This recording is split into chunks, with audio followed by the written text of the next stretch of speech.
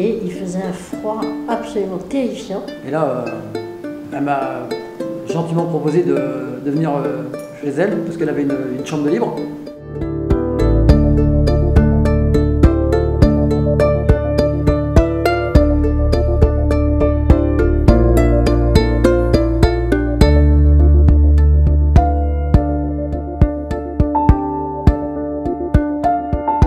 C'était la première fois, en fait, où j'ai osé, parce que je me suis sentie soutenue et entourée.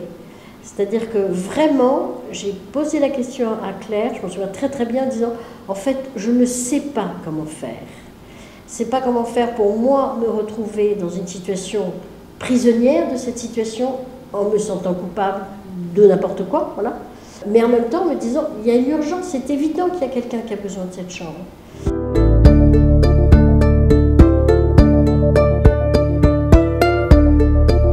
De retrouver un lit, ça fait drôle. T'es pas habitué au début, hein. Tu fais waouh, comment je vais faire là? Non, parce que là, souvent les SDF, quand ils arrivent sur un matelas, ils font bah non, je préfère dormir par terre que sur le matelas. Ah, mais je pense qu'il n'était pas très à l'aise non plus. Au début, parce que j'ai une tronche un peu sévère, machin. Sur qui je suis tombé. Voilà. Puis il ne voulait pas non plus qu'on lui prenne sa liberté. Vous voyez, il y a des choses comme ça. Voilà. Les SDF, ils aiment bien les libertés. Hein. Ça, ouais.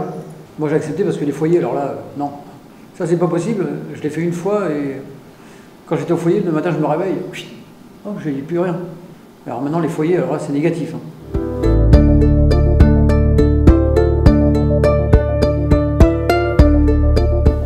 Voilà comment ça fonctionne la maison. Voilà.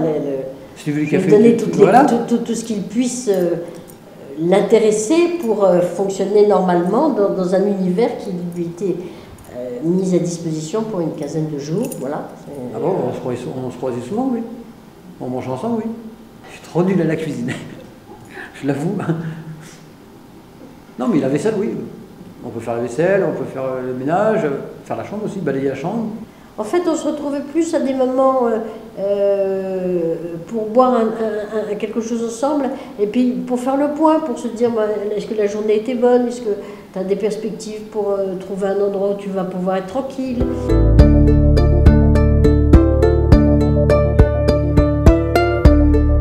Il était à ce moment-là en train d'aller à un rendez-vous pour trouver un job.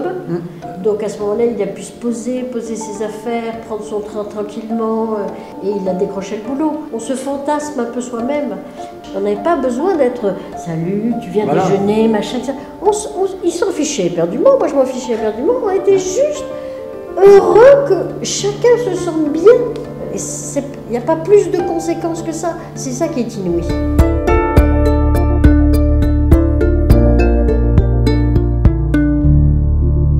Deux personnes de la rue qui sont toujours bienvenues à la maison, c'est Michael et Pablo, qui est un autre de nos amis. Ah oui, la porte est toujours ouverte, oui.